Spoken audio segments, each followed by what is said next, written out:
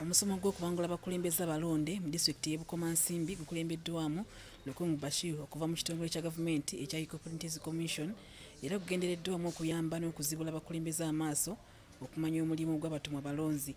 Ekkubo lino lisobola otwala abantu bonna. Mu pulaani yaabwe bakola ekkubo eritwala abantu bonna, abatambuza ebigere n'abeevuga ne banaavuga booda, nti wabanga omuntu we atambuza ebigere ng'emmotoka ezitalina vaawo atadduke mu nsiko, omuntu oyo ayinza okuba agenda alina omusujja agenda ku center, naye olw'okubanga ekkubo ffunda bakolanga ekkubo ffunda ajja kudduka mu nsiko. Lukungu Bashir asinzidde wano n'ategeeza nti kyabwenkanya abantu mu biti ebyenjawulo omuli abami n'abakyala, abavubuka, abaliko obulemu n'abalala okuganywa mu buli kintu ekikolebwa mu mbalirira ya disitulikiti. Nti era waba bapulaninga baleke kuleka abantu abalala emabega.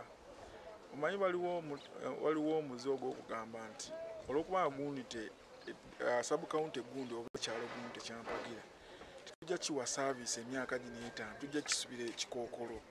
Ffe tubagamba bannaye temusibira abantu baffe bikookolo kubanga okulonda kagga kati saawa zino okukolera abantu. Bo bakansala abeetayo mu musomo guno beebazizza nnyo abategese omusomo kubanga gubayambye nnyo okubazibula amaaso era bingi ebayize bye baadde tebamanyi. Basibye emisomo nga gino okweyongera mu kitundu kyabwe basobole okubangulwa. So bwe tufunye omusomo guno gutulaga nti tulina okuba n'obwenkanya ate n'okwagaliza bannaffe.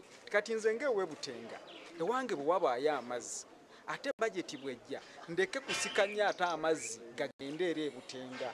Batuyambyeko okukyusa mindset ne tubeera nga olwo tumaze okutegeera nti tupulaninga budget naye center yekisinga okugibaako ne control. Teekawo obwenkanya wakati w'abantu betukulembera n'omanya nti abavubuka kino kye beetaaga, abaliko obulemu, abakadde, abakyala, mu ngeri yaabwe kwa tetuyinza kufuna kyenkanyi.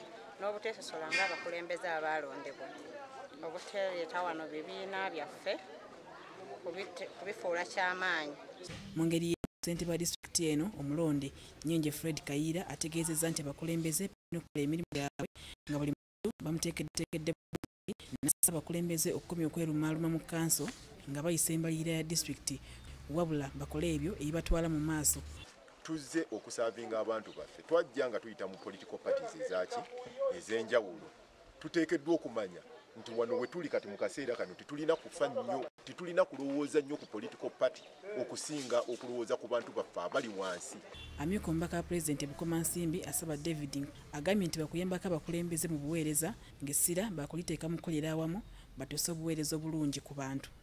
Abaagala kudda balina kukolera ki abalonzi.